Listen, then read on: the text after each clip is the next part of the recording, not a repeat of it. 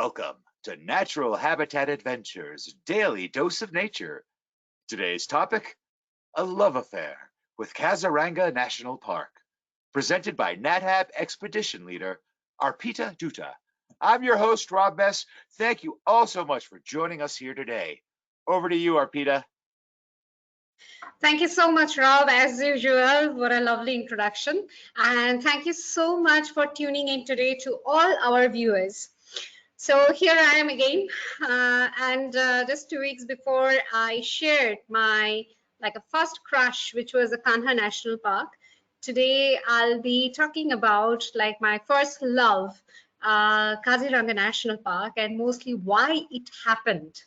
So to that, I would take you that Kaziranga National Park also includes in our Grand India Wildlife Adventure. So we do this Kanha, Bandhavgarh and Kaziranga. Kaziranga is more situated towards the northeastern side where my cursor is, northeastern side of India in the state of Assam.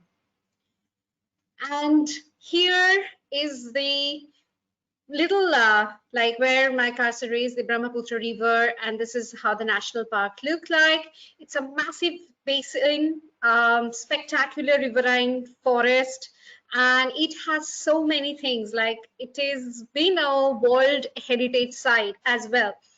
But more than that, I would take you straight to the river basin. We call it a mighty Brahmaputra because we termed it as a male river. Generally, we say she because Ganga, Narmada, we all depict as the female river, but it's called the mighty Brahmaputra because of its vastness, and I'll get to that point. So Brahmaputra is one of the longest river in the world, one of them. And it is covering 4 countries, China, India, your Bhutan, and this whole river valley is so vast that you can say that it's a biodome of the biodiversity. And also it is one of the mega biodiversity hotspot among the 25 mega biodiversity hotspot which have been recognized by the UNESCO, the World Heritage site. And to that, this is the plain. This is the Brahmaputra River with so much of flood plains, and this area is the north bank and this area is the south bank. So Kaziranga National Park is placed in both the areas, but mostly the tourism area is at the south bank. And it is, imagine, this area is so huge that this whole basin covers almost 5.9% of the area, geographical area of India. And also it is covered with 55% of forest. So you can imagine how much green and how much fertile that area is. So it also covers 5 states of India, all the northeastern states of India. There are 7. It's also called the 7 Sisters, and so out of that, it covers mostly the 5 states of the northeast. And its valley, not only for the forest, for the animals, it's also very vital for the people who live around the periphery of that area. It's also a socio-economical river because most of the people out there are dependent on this river. Mostly we find the fishing community out there in a large scale. They are huge in number, but they have areas where they can fish, not in the protected area zone. And over there, it's because of the valley, because of the vastness, because of the alluvial deposition, the silt deposition, it is very fertile for agricultural land as well. So a lot of people do seasonal agricultural activity out there, and also a good place to grow rice and also some cash crops in the valley.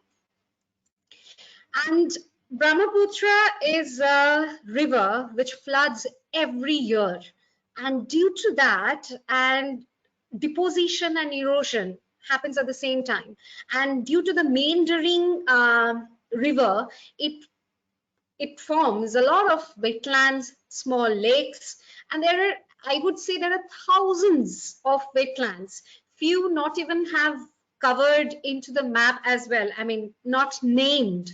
They are so big and they are so vast and very good. And you can know that there are so many types of ecosystem are there in this Brahmaputra basin that it becomes, biodiversitically, it's become superior. I mean, incredibly beautiful and healthy ecosystem it can sustain. And with that, imagine why it is called the mega biodiversity hotspot, because imagine there are thousands of trees, but out of which 100 species have been listed, that the rare plants only where what you can see out there, and there are about 800 species of orchids which are also in the Indian Constitution law, like they are in the appendix, that you cannot take out those orchids out of that area. And also 67 species of endangered animals out of so many.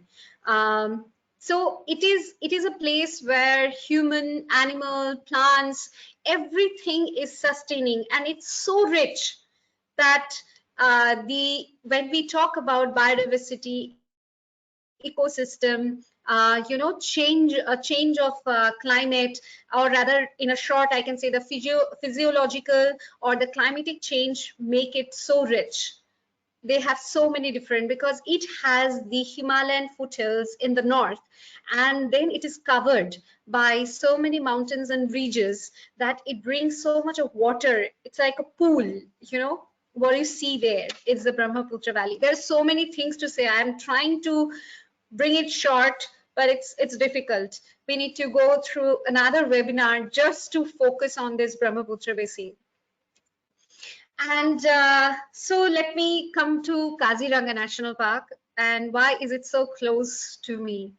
It's enormous variations with the mixed forest, like all the mixed deciduous forest, riverine forest, tall grassland, the elephant grass, which can hide an elephant, and it's true.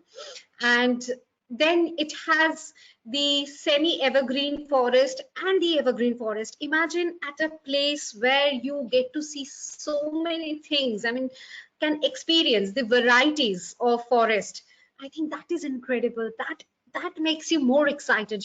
Animal sighting comes later, but the forest itself is so enchanting that you are completely occupied once you step into this tiger reserve. And so Kaziranga has 4 zones.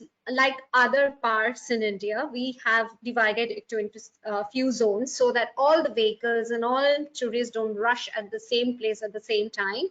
So we have different zones, and mostly our Nat Hab trips happens in the central, western, and the Burapahar range. Because of the animal sighting, the animal viewing is very good in this ranges. And the area is it's more like 340 square miles, and now it has been proposed, it's already been added. They have extended the park area towards North Bank. Okay, initially what I showed on that side of Brahmaputra, it's almost like together it makes more than like 420 square miles. And it has an elevation of 130 feet to 290 feet. And the rainfall it gets, because I told you that it get flood every year, and sometimes it becomes so huge that it is devastating for the animals as well as for the people who are living there. And the temperature goes down to 8 degrees, and in summer it reaches to 34. But more than the temperature, the humidity varies a lot. It's very humid, especially in summer and in monsoon. You don't have to take a shower. You can be drenched by your sweat. So, how my connection happened with Kaziranga? Why is it so close to me that, you know, it brings or it just pulls me back to her every moment, every single day. It's never been, honestly, it never happened that I haven't thought about this national park, even not even a day. So in 2009, we of course we have heard about Kaziranga National Park, and it's the largest. It's already thriving, the largest population of greater one-horn rhino. More than 2,400 rhinos are living there. So that makes it more curious. So I visited there in 2009 for the first time, and in November. So after the monsoon.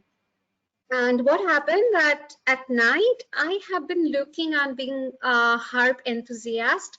I have been looking for some frogs and snakes in that area and with my flashlight. And it was pitch dark. It was pitch dark. And I have been looking for this and that, got few frogs, just took some pictures. Fine. Suddenly, I was really tired by bending. So I just look up, and trust me, I was like awestruck for almost 10 minutes. I mean, I don't know, my neck bones were really hurting me. Then I realized that it's been for a long time I've been looking up. The stars were like mesmerizing. You know, I could see the Milky Way. I swear, I haven't seen, it's really seems somebody has poured, a Milky Way over there. Like numerous millions of stars are twinkling above, and I could not see the black space in the sky. It was fully covered with stars. I don't have the picture of that. I have used a picture, but it was more beautiful than even I can explain it to you. I think there I got the connection, because living in a city, hardly you get a chance to see stars like that. And I got like completely, it was like a magnet with that park. And there it didn't stop. So after that visit, I think every year I used to go there 3 to 4 times annually and stay there for a couple of months. I just go to one place and I stay there. I walk through the forest. I got good connection with the forest guard, so I used to walk with them through the forest for patrolling, stay at their camp inside the forest, and taking innumerable number of safaris just to see the forest. Trust me, it was never in my mind that whether I would see a tiger or a sloth bear or a rhino or the big herd of elephants. It was just the forest. It was just the forest. And even in the monsoon, I used to walk around. There are a lot of leeches though in the monsoon, but still, it was never a botheration for me, and I stayed there for so many years, and enjoying. I think one of the best in India, especially one of the best place to enjoy the sunset is Kaziranga. The sky, um, you know paints itself in so many colors. Here I just used one picture, because if I put all the sky colors, it will be too much. But it seems like there are not many shades are left which is not sprinkled, or which has not been there, the hues of different colors there in the during the sunset, especially in winter, generally the time when we visit Kaziranga National Park. And so here, and gradually I love elephants, and gradually I got bonded with all the forest elephants, which the forest people use these elephants for going to patrolling, because there are a lot of areas which are inaccessible, and patrolling is very much required to protect the rhinos, to protect the area. And here so she is the Fulbati, her name. So she was pregnant that time. And since then, I have been watching her, scrubbing her once she's back and stuff. And then the best joyous moment was when Joy was born. Yes, the little elephant name was Joy. And it was so apt. I could see, the newborn. It was there on the dried leaf area, and I couldn't see the face. It was the little tiny trunk which was coming up and again going back to that thick leaf litter. And Fulmati was there standing straight, guarding her baby. But she was so understanding that she never, stop us to go close to that baby, because, they are very protective. But Joy, I have seen Joy gradually growing up. The first when I saw him, and then after 3 months again I visited, and this is him. Okay, this is his first time in the river, and he was like he didn't know what to do with his trunk, and he saw his mother is in the river, so he wanted to enjoy the same moment. And with the trunk, he doesn't know how to pull the water, so he was spooning the water with its trunk, and then he failed miserably. And then he stood under his mother's belly, and when she was was pouring water on her, the on him, and he water and dropped, and it was begging its head like, that's a happy child. I think Joy gave us so much of happiness. Watching him growing was extraordinary. And I think because of him also, I just, it seems like after a month, okay, I have 4 5 days, let's go there. What is he doing right now? And he was very mischievous. Right now he is little like he has become a little sober, but he was very mischievous. He used to pull somebody's hand to ask them to play with him, and he doesn't understand how much strength he has, but he does that for me. After he was 5 6 months, it was difficult for me to play with him because I couldn't match his strength. But still, it's fun, calling him, and when he used to come running towards you, I think that's the peace of mind what you can get. And morely, this is how everything has happened. But I gradually fell so deeply in love with this forest, not only because of my stories, but the abundance of animals and birds and reptiles and the habitat. I think that has always pulled me back there. Visiting Kaziranga twice or thrice won't give you like that it's already been done. You will never get that feeling in Kaziranga. Birds, you see thousands. When you see rhino, that we get to see the one-horn rhino, and sometimes you see like 8 9 rhinos are like little scattered, but they would be, you will get to see them easily. But sometimes it happened as well that in one safari we haven't come across any rhino, but that's maybe once or twice happened in my entire years. And with that, uh, we, of course, Kaziranga has so many animals, and it has very good prey bears to survive the carnivores out there. And the largest number is the hog deer. I always call them, they are the land dolphins, because in those grasslands, when they run, they kind of duck themselves and then try to get into any bush. They don't leap like the spotted deer, and Kaziranga doesn't have spotted deer, so they kind of duck. So while everybody is leaping or jumping, it seems like the dolphins are coming out of the grass. You imagine the situation. How does it look like? And their innocent face, I of course love them. And then we have the eastern swamp deer. So here we are left with this deer in very few pockets of the eastern side or the Terai region of India. But gradually their numbers are increasing, so that's a good thing. Here you would see a red tag number here. So generally what happens that for the vaccination, sometimes they use it, and there is a yellow tag mark which forest department use if the distress animal, I mean, during flood, if the distress animal is found near the village, so by vaccination and then bringing back to the national park, but they are not in any captive area, they are just open by themselves. But sometimes it's a number that it has already been crossed once or twice, and they are back to the national park.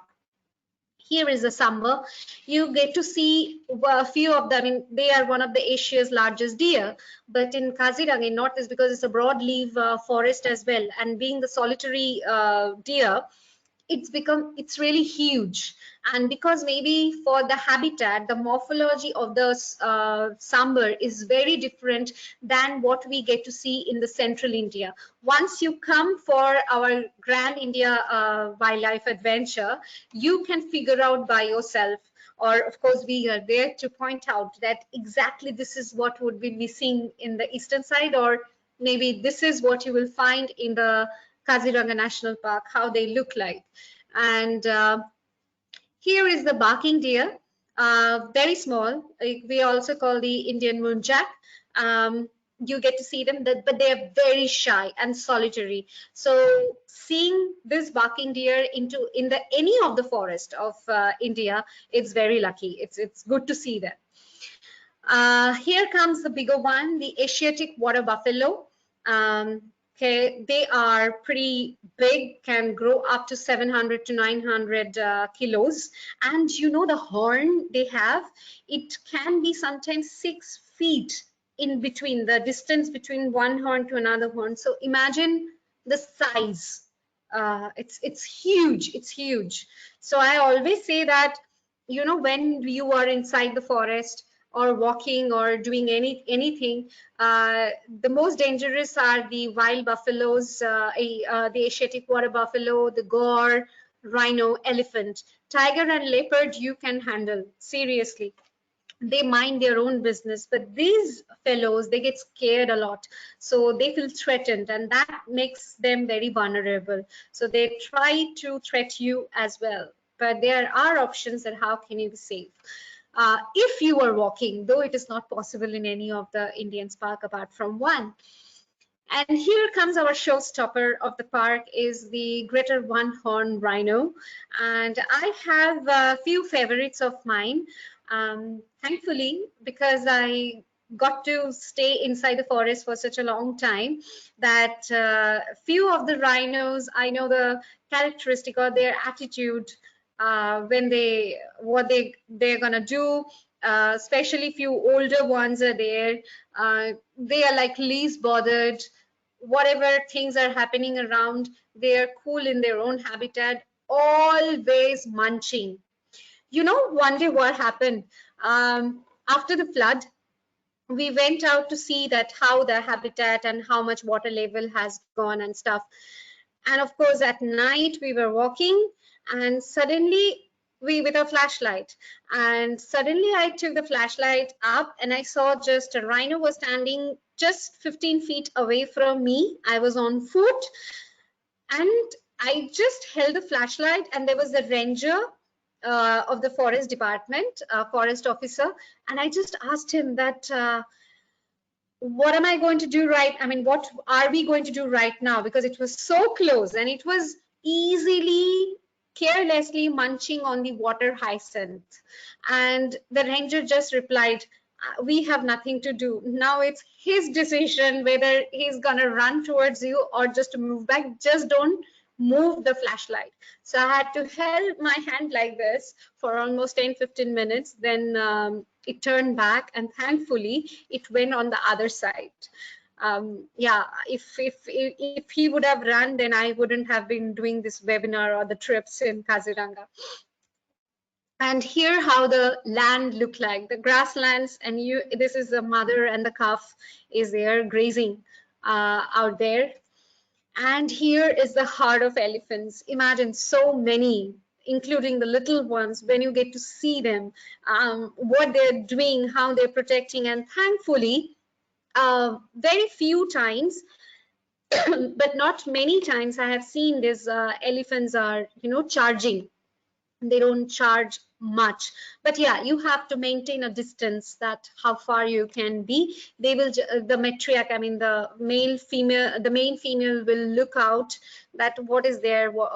They will try to judge that what is there. If you are quiet and stuff, they are pretty fine with the presence. Just no like noise and stuff, no movement. That's it. That brings it's very easy sighting for the elephants. And here is one of my favorite and critically endangered species, that is the Gangetic river dolphin. We get to see that on the last day of our Nat Hab trip. And you know, the best part is when I gone out for surveys and stuff inside, and at night when you get to hear the blowing sound of the dolphin, like psh, psh, and you know you can't see it, but you know that the dolphins are around you. I think that is something, you know, just imagine the thing, that how it feels. It's very difficult to explain that. And here is one of my favorite bird. That's the great hornbill. You know, that's so huge. So excuse me. So if ever a great hornbill pass over through your head, you will definitely hear the flapping sound of their wings, like whoof, whoof, whoof. So much of wind it comes and stuff. And one day, I think I was standing right below the tree and the hornbill perched, and I could almost touch the tail of the hornbill. I was hugging the tree so that I don't move and the hornbill doesn't get to see me. But I cried, actually. I was holding the tree and I cried. That it's so beautiful. It's magnificent bird was, and the wild bird is sitting right above me, and somehow it managed to see me. And trust me, when it took off, because of the wind, my hair and face started, you know, like moving back, just like in the movie. So yes, you would hopefully come across a pair, because they are thought to be paired for life. And then comes the gray-headed fish eagle. The bird life is abundance, like more than 700 bird species you get to see in this forest. So by why I chose this, because they are like talkative, just like me. So, and when there is a pair, the kind of conversation they usually do, and you know, it's not unstoppable. They will, it seems like this is saying something, ah, ah, ah, ah. They're called like this, and with a long call they call like ah, ah. This is this tune they call. And sometimes if you mimic it better, they actually reply back or just flew over to see that what is there around. So because of the interaction, or I can communicate with the thing, that how they must be talking. So exactly this has happened during our Nat Hab trip only. So this fellow, it is very difficult to say which is the male and female. But this one, which is a little blur one, this side, it was continuously saying something. You can see this is already roundups. It was trying to take out the voice again. And from here, it was replying, but a short note. It was giving the longest calls. And here is my favorite, is the Assam roof turtle, one of the endangered species there. And it is so beautiful because it is so muddy. You cannot see the color here. It's beautifully green in color with a red Nike sign. You can see here a little bit a Nike sign just below the eye. So and they are basking in the winter. So this is incredible. Let me tell you another thing. Brahmaputra, I mean, India has the number of like 30% of the world population, the number of freshwater turtles.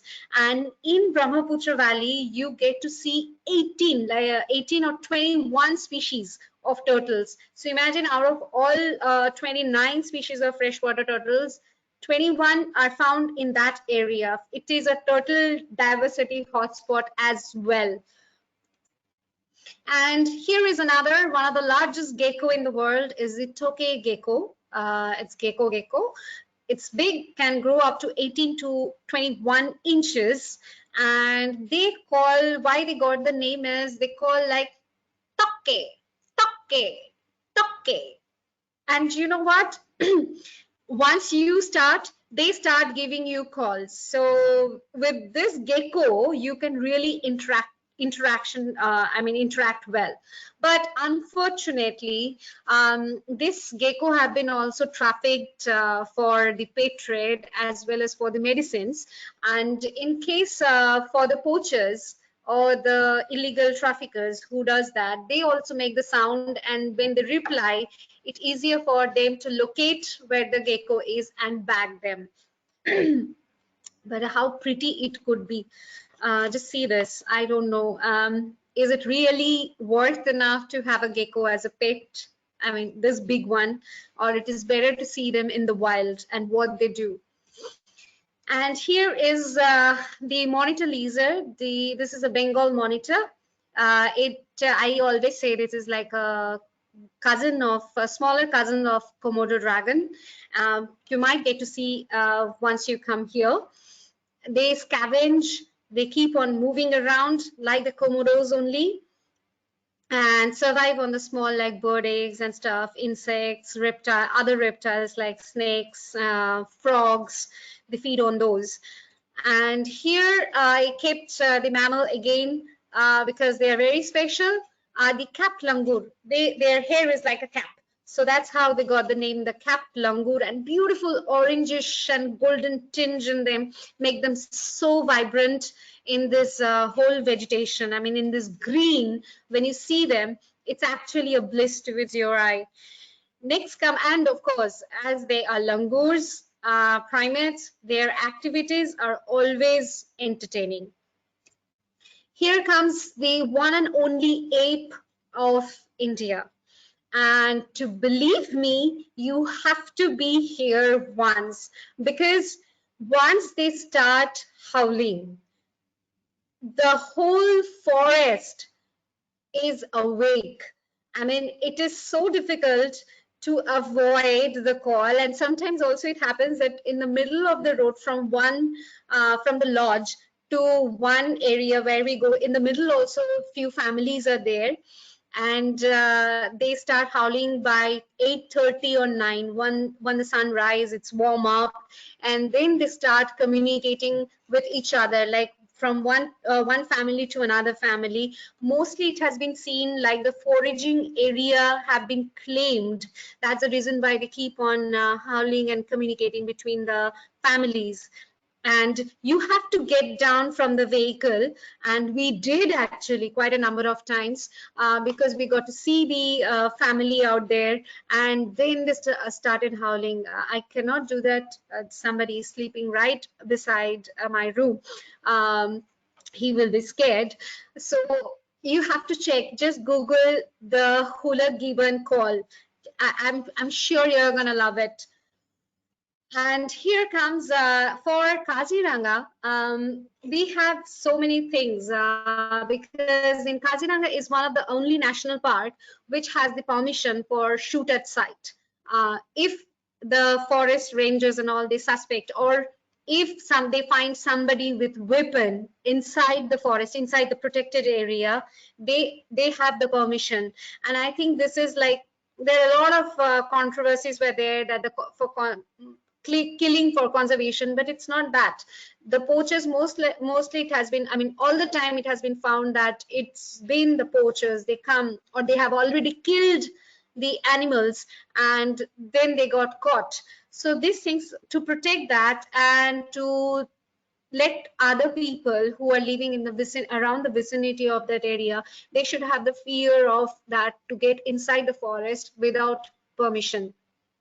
So the forest department do a wonderful job here. The poaching has reduced a lot, and of course at the same time Indian government has given more power and more they have been there is a group for who have been appointed only for the rhino protection, so it has been well protected forest, and they do tireless job, like from morning till night.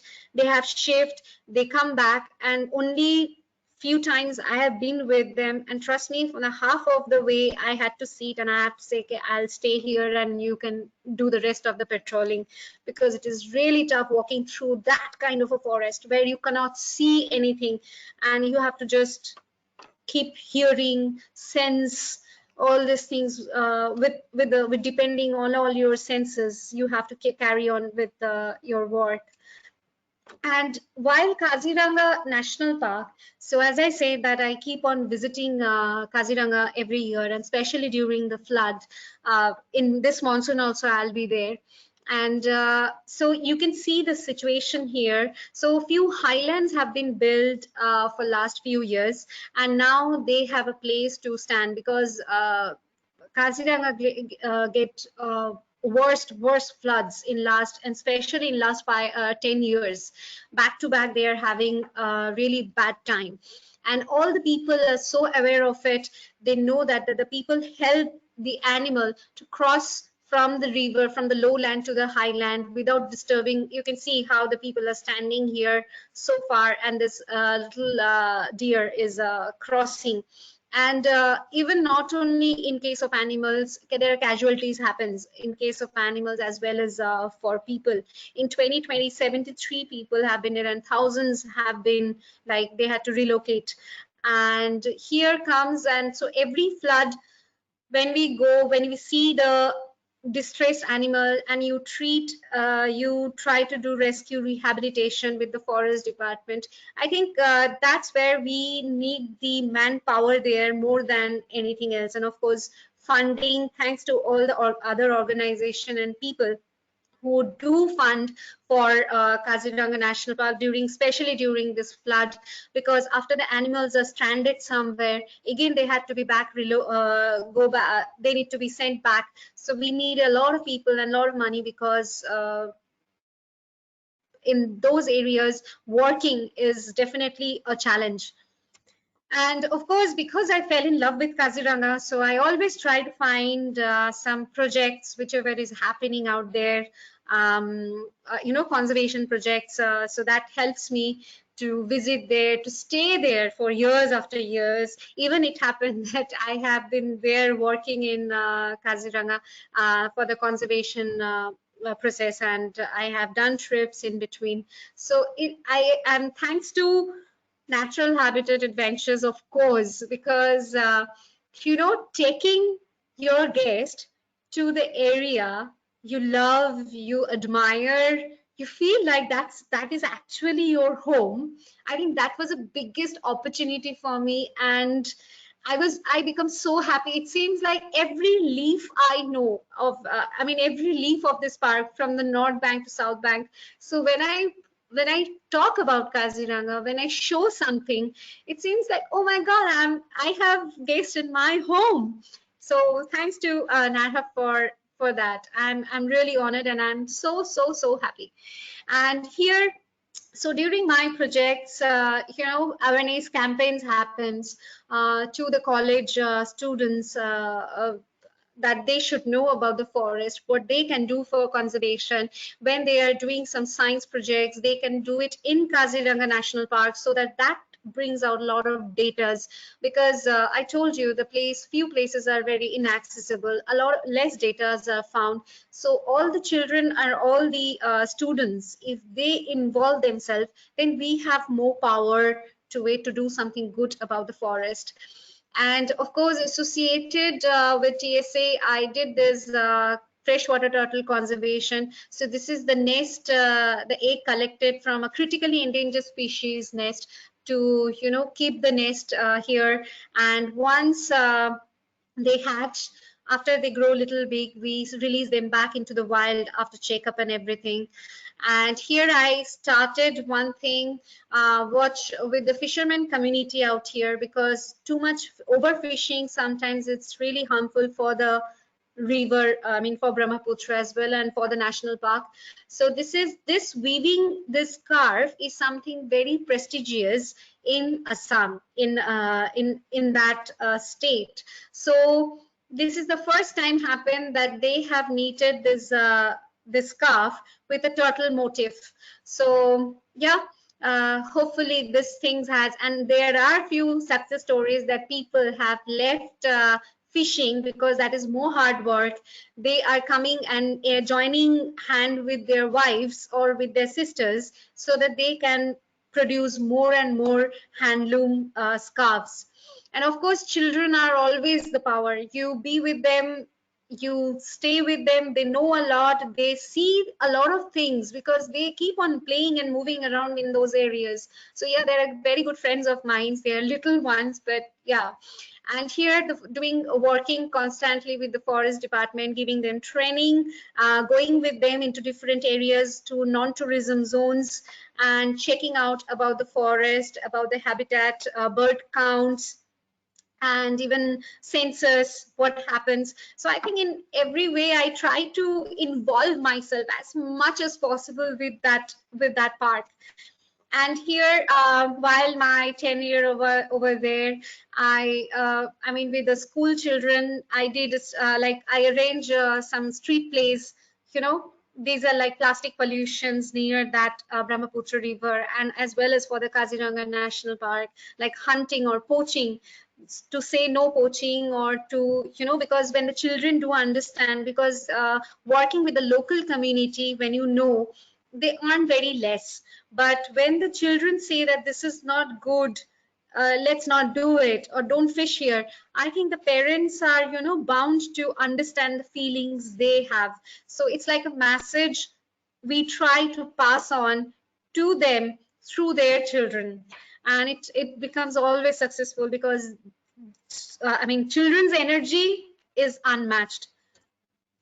And so where we go is this is the Diflu River Lodge where we stay in Kaziranga, one of the best. I think it's a top-notch eco camp where we stay. And the, here you can see it's the south bank. This is the Brahmaputra River, and here at the south bank, and here you have all the forest area. So it seems like it is like an oasis in between the forest, not in the outside the protected area, but the location and the arrangements of this lodge is amazing. It's not only like with the guests like it, and of course we do involve ourselves with the cultural program as well. It's called Bihu, and they sing, they dance, and it's brilliant. It's difficult if you love rhythm, then it's difficult for you to sit on the chair and watch them. You have to come up, and your feet will definitely keep on tapping while they are doing this whole session. There is no music like any record or something. They sing it, they play all different types of or instruments they have, handmade instruments.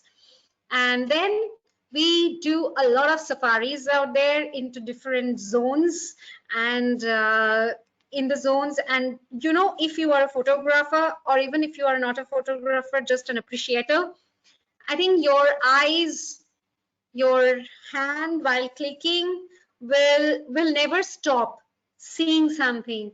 There is so many animals. Like you see, oh, there is a rhino, oh my god, there is an elephant. It's like that. But this park is one of the highest density of tiger. Almost in last census happened, it's 111 tigers have been like counted, plus minus 10 would be there. But it's very difficult to spot a tiger in this national park. What we do it in the other two parks in Bandhavgarh and Kanha. So here, because of the habitat, it's so thick, and because of the tall grass, it's difficult. But there are good number of sightings happened in the Nat Hab trips.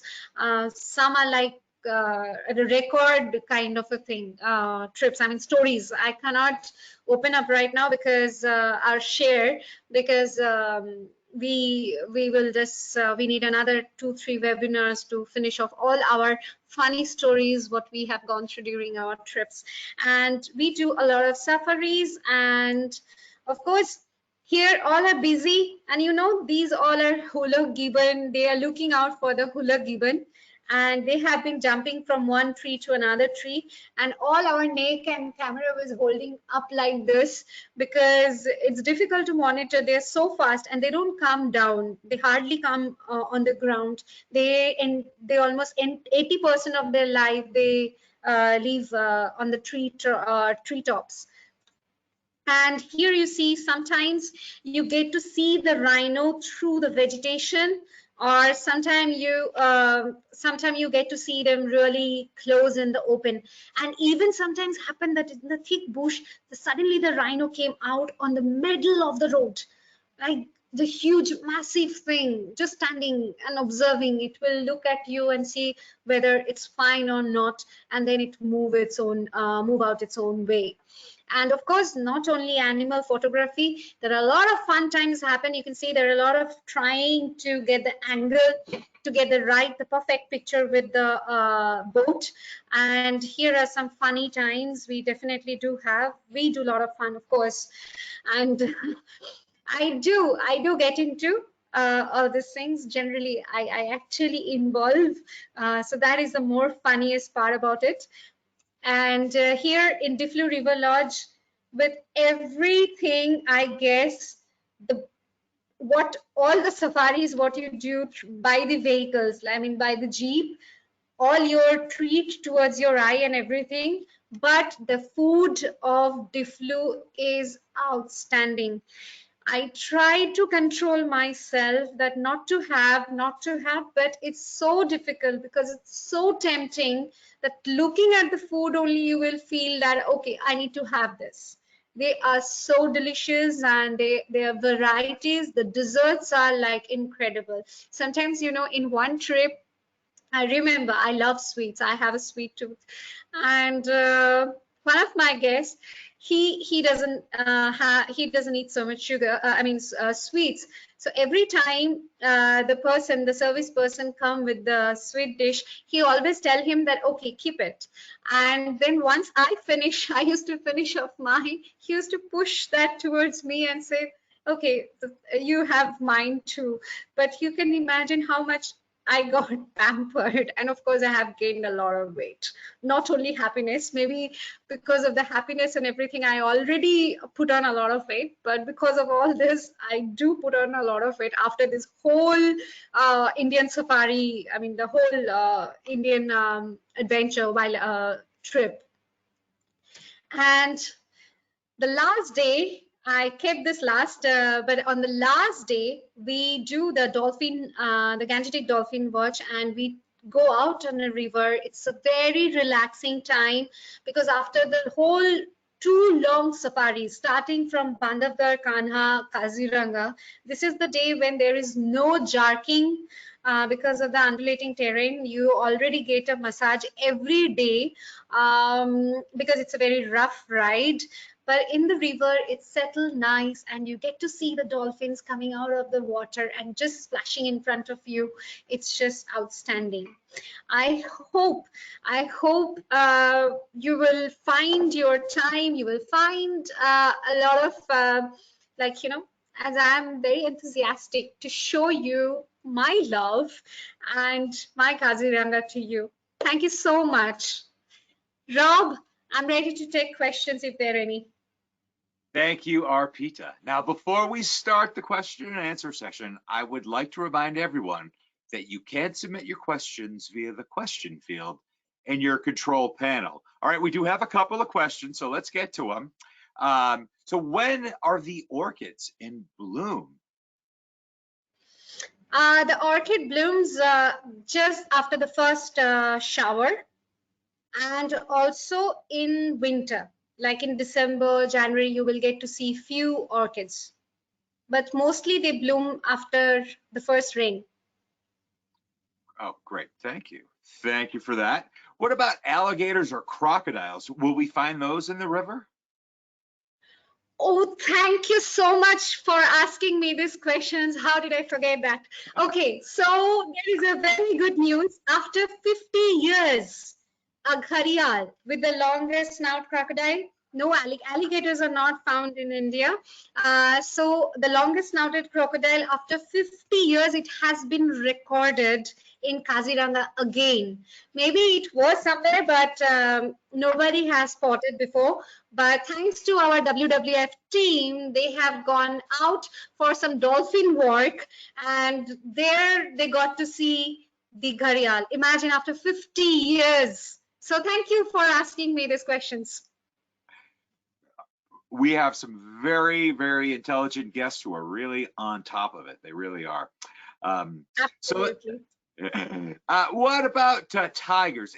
One of our guests heard that winter is the best time to see tigers. Is that true, or is there a better time?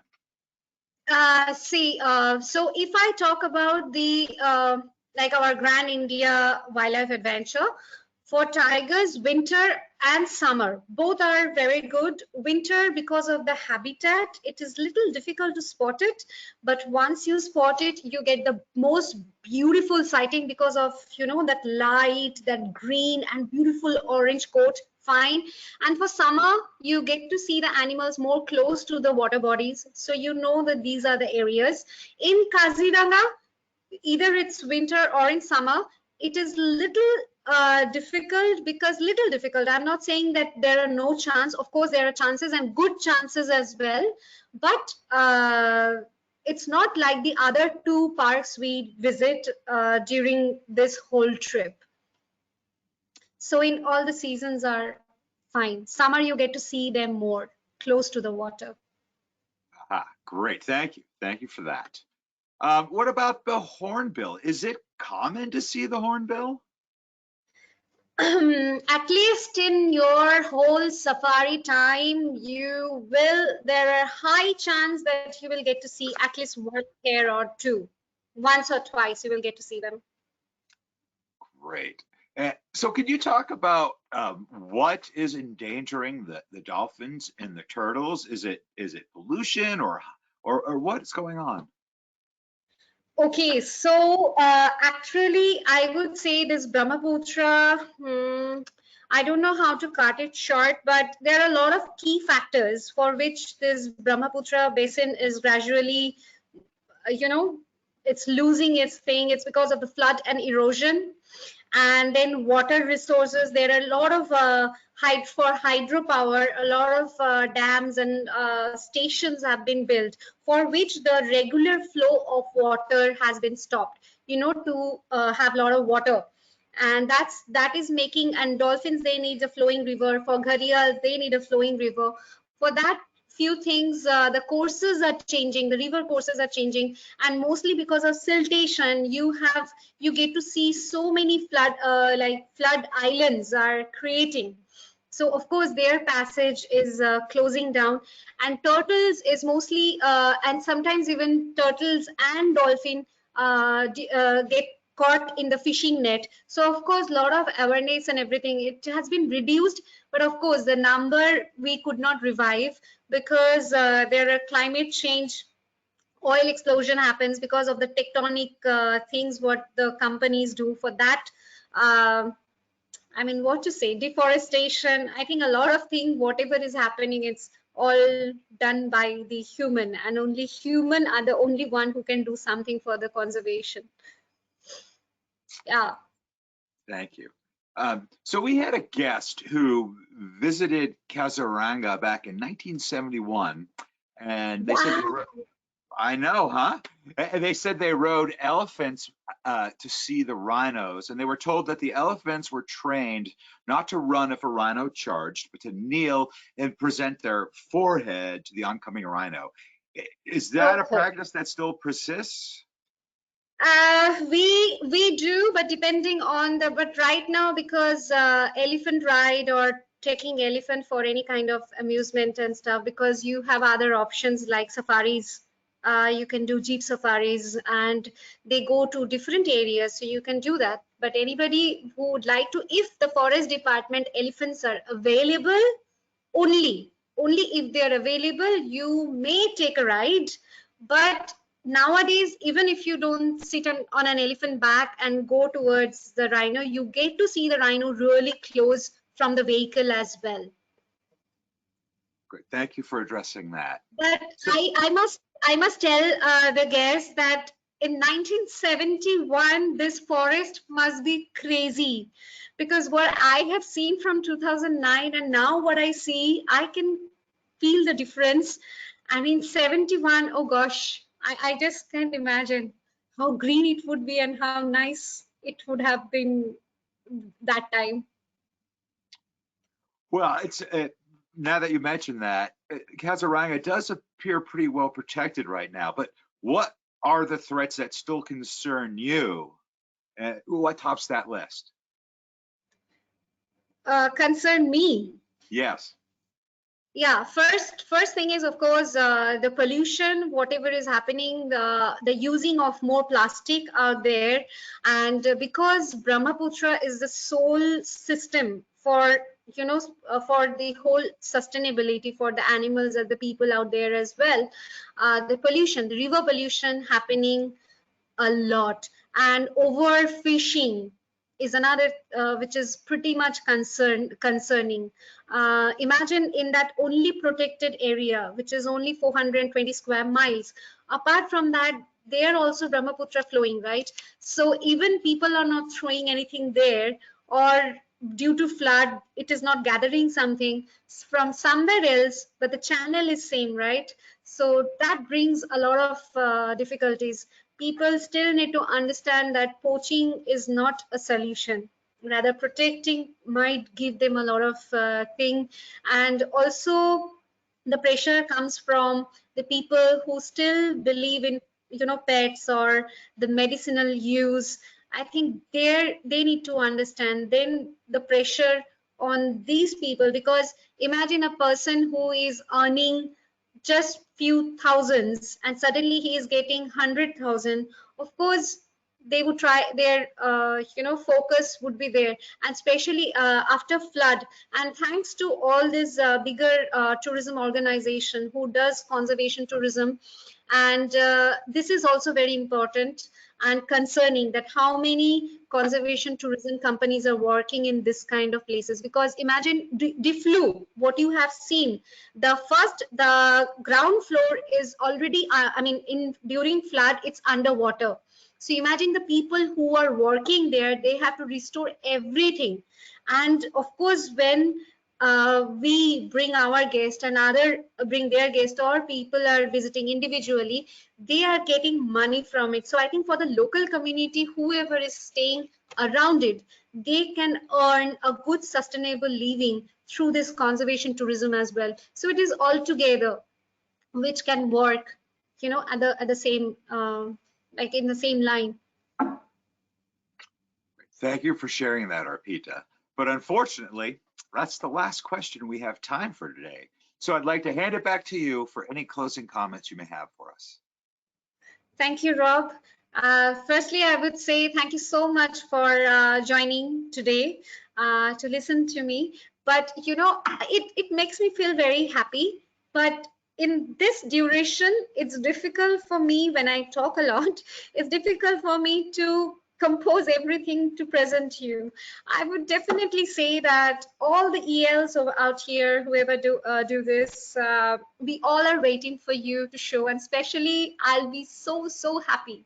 I mean, you see, like I always love to smile and show my Kaziranga to you. So I'll be waiting for all of you here. Maybe 1971 was a long back. You can try another time this time. Thank you so much. Take care. Have a great day. Thank you so much for taking the time to present for us today, Arpita. And I'd also like to thank everyone who tuned in today. If you're interested in how you can travel with Nat Hab, give us a call at the number on your screen or send us an email at info@nathab.com. Our adventure specialists are happy to help you out. Join us tomorrow for our next Daily Dose of Nature. You can check out this week's lineup, including registration links, on our website at nathab.com/webinars. We did record today's presentation, and we will have the replay available on our website soon. With that, I will conclude the webinar. Goodbye, everybody. We'll see you next time.